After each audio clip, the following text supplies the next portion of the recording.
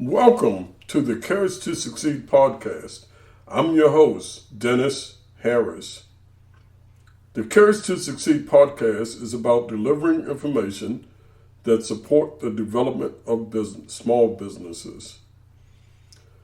We offer suggestions of business improvement for your consideration based on our decades of business ownership experience. The Courage to Succeed podcast is available on Amazon, Apple, Podbean, Spotify, and wherever you listen to your podcast. Sponsored by Shore, LLC, a full-service small business consulting firm that specializes in deploying first-hand knowledge gained from decades of experience, using the resources of time-tested and proven associates to advise and guide you towards a path of successful growth. In other words, we have been there and done that. Today's topic, competition in business. Let's talk about competition in business and some of the strategies that can enable you to be successful in the marketplace. Business competition is defined as the contest between organizations that provide similar products or services or that target the same audience or consumer. Competition can be a good thing, as it will force you to focus on what matters most as you go after building a customer base. Competition can also be brutal, as you encounter businesses that are willing to do anything to win.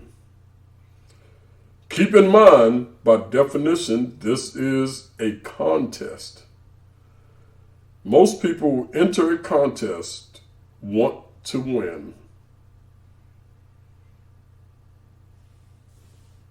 So you will want to develop a winning competitive strategy. To keep this in a positive light today, let's focus this discussion on some of the strategies for you to consider. There are several ways to compete in business.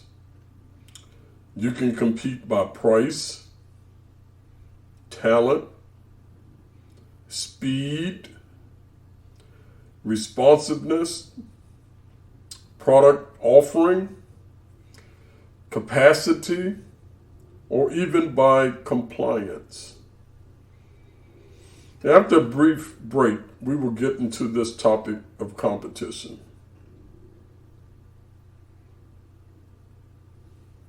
The Courage to Succeed podcast is sponsored by Shore LLC, offering business development, customer acquisition, certification applications, proposal writing, and business guidance services.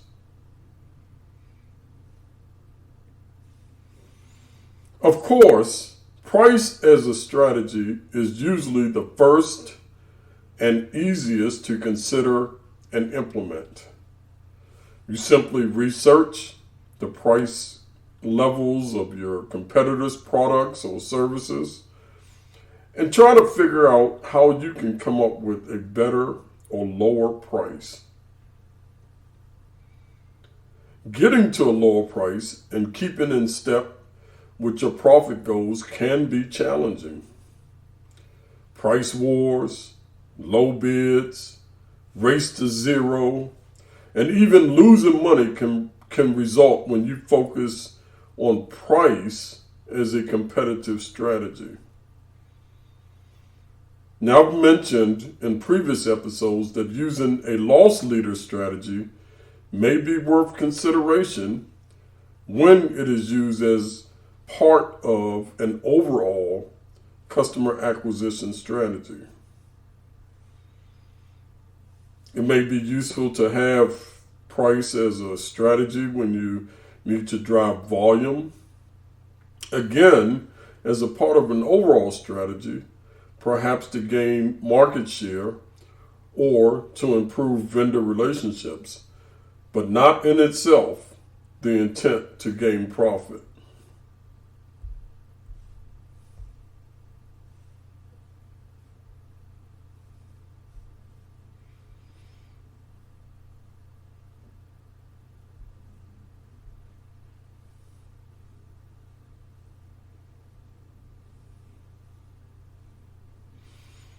You want to keep in mind that using price solely as a competitive strategy can be brutal and must be implemented carefully. You can also compete by using the collective and accumulated talent of your team. Your team may include members with unique skill sets and years of experience that give you a competitive edge. You must be able to clearly demonstrate and define those specialized talents so that the value to your customers is obvious. You can win with a competitive, not lowest price, when there's an opportunity to showcase talent. I can tell you that I have won business many times just by being the quickest to submit a quote. So you can win with speed. Speed to market will allow you to gain share before your competitors realize that you are there.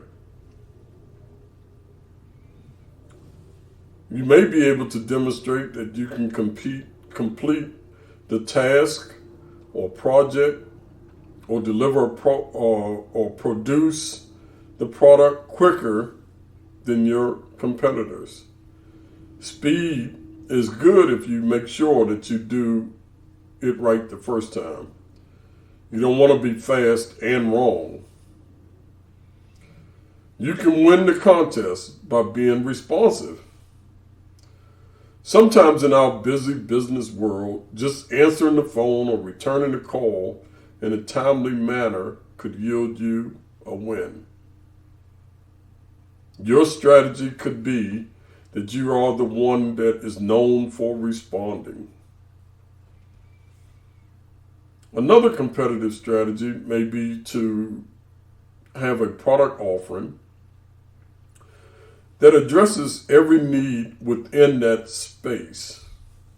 For example, if you sell plumbing supplies, do you have everything that a plumber would need to be successful so that they don't have to buy a part from you, but the tool to install a part from someone else? Or perhaps you have a level of product expertise that adds value to your customer because they have confidence in your ability to advise them on how to use the product or tool. You can compete and win by being the largest in the market. Your capacity to handle unusually large tasks can position you to win. On the other end of that, your size may allow you to be agile and able to move without delay when the requirement is to have it now. I've also seen companies win by just being the only one in compliance. I always advise my clients to first make sure that they are in compliance with project or contract requirements, ensuring that your response to your customer includes all of the required documents, signatures, and timeliness as requested. Having the appropriate licenses, certifications, or facilities. Competition is a part of being in business. As a part of your business plan, you should have information about your most likely competitors in your market segment. You will also want to have an idea of some of the potential market competition that may not be obvious, such as companies that offer similar products or services that can with ease move into a position of a direct competitor. Remember, competition is a part of business and is in fact a contest to win the customer's business. Develop your strategy to win based on what works best for your company. Thank you for listening to this episode of the Courage to Succeed podcast. For more information on developing a strategy to compete, reach out to Shore LLC at www.scottupshaw.net. The Courage to Succeed podcast is sponsored by Shore LLC and is available wherever you get your podcasts. It can also be found on our website at scottupshaw.net. I'm your host, Dennis Harris.